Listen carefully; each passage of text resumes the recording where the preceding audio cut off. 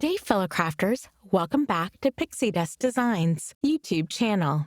I'm Tamara, the card creator, and today we're going to create this fabulous party hat shaker card using the new party hat die set from Pixi Dust Designs.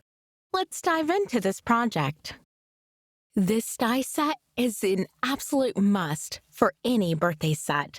It has 3 different party hats, 2 different edges for the rims, and 3 different tops. So there are so many ways that you can create your party hat. Today, I'm using this beautiful light purple cardstock, which I've already cut out just for the ease of this video. For my stash, I had this purple pattern paper that I thought would be perfect, and I went ahead and embossed it with silver embossing powder, just to give it a little bit of shine. On my light purple cardstock, I'm starting with 16 candles from Catherine Puller. Then I moved to my Pixi Dust ink from Catherine Puller, just careful just to do the edges. You'll notice that I always tap the excess off on the lid, or sometimes I do use my glass mat. In this case, you don't see my glass mat because the lights are so bright in my studio that it will kind of blind the camera. So that's why I'm using my silicone mat underneath. For a nice blend, I do the colors twice. Then add a little bit of verbena, which is a dark, beautiful purple. Just a little bit of here and a little bit there, just to add a little bit of more contrast there. For my streamers, again, I go in with 16 candles. I want to add a little bit of blue, so I use Oh Boy, again from Catherine Puller. Then back to Pixi Dust ink. I figured I had to use Pixi Dust ink because this is Pixi Dust Designs.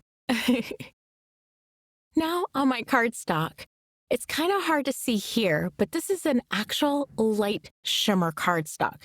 You can't see the shimmer yet, but you will hear it momentarily. It blends so easy. I love blending on this cardstock. The colors just move so lovely. I start with 16 candles, then Pixi Dust, then Oh Boy. And once I add the Oh Boy, it really brings this card base to life. That little bit of the contrast of the blue really just brings your eye into the center, which is where I'm going to put my party hat at. Doesn't that blending look fabulous? Now, on to my shaker element. My ink is good and dry, so now I'm going to add my double-sided adhesive from scrapbook.com. This is the thinnest strips that are available, and I find it perfect for all of my shaker cards. When you're putting your double-sided adhesive down, you want to make sure every edge is covered. I cannot emphasize this enough. You don't want any of your little shaker pieces getting out.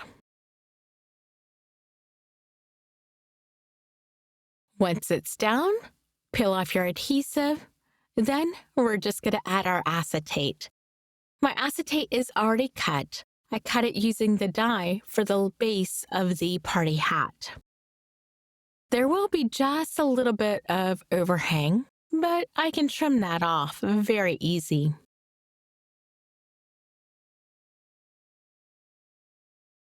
With your acetate, once it's firmly adhered, you can always use your microfiber towel to buff any fingerprints or any unwanted smudges off.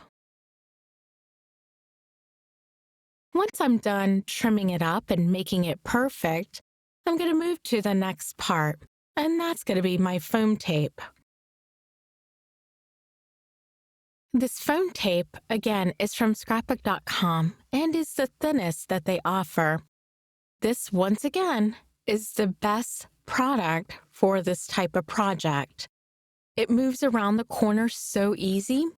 If you ever have a hard time adhering your foam, all you need to do is take the release paper off and it will go around very, very easy.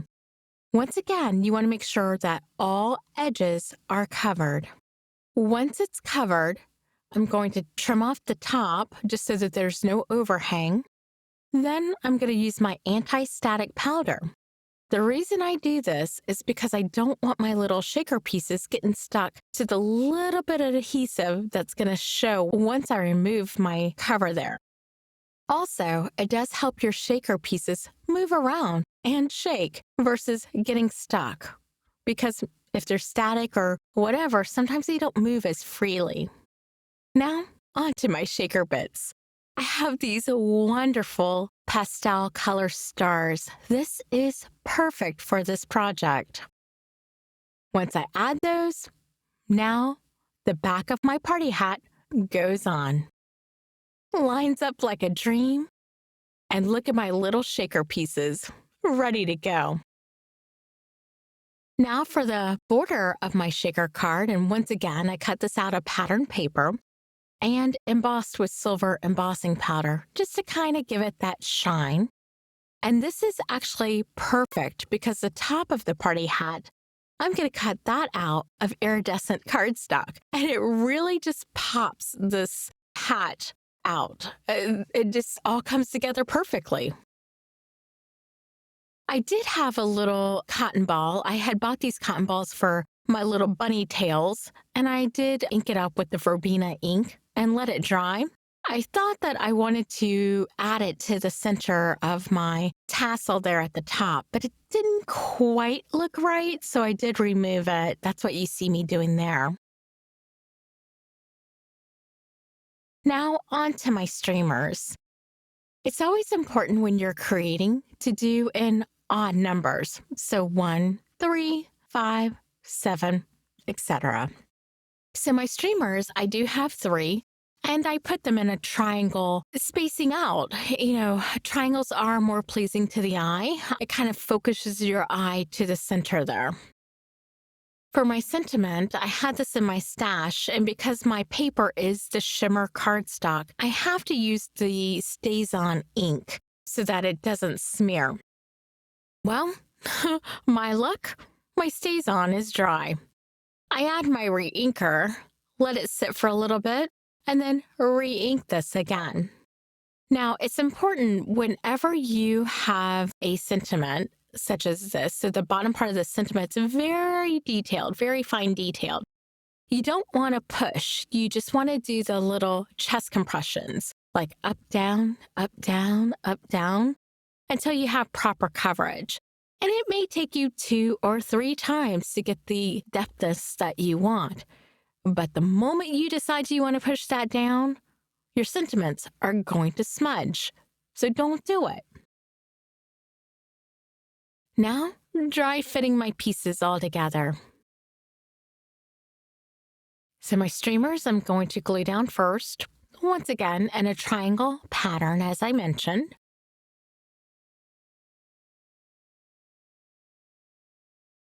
Then the party hat in the center. You see how that little bit of blue, the Oh Boy blue ink from Catherine Puller, how it just kind of brings that streamer to life, as well as the edge of that cardstock. It just adds that little something extra.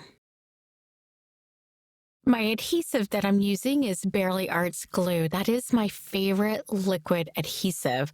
It gives you probably 30 seconds or so wiggle room to kind of move everything around. I found that a lot of times on my projects, I need that extra little time. You know, I might not like exactly where somebody or something has been adhered, and I can pick it up, move it around without it tearing my cardstock, which for me is perfect. Now, the finished piece. How fun is this card? Shake, shake, shake, shake, shake, shake. Don't you want to sing? Love it. I know my recipient is going to love this. If you found this video helpful, don't forget to give it a thumbs up and subscribe to the channel for more crafting tips, design ideas, and fun tutorials. As always, click that bell icon so you never miss out on the latest content. Thanks for joining me today, and I'll see you next time.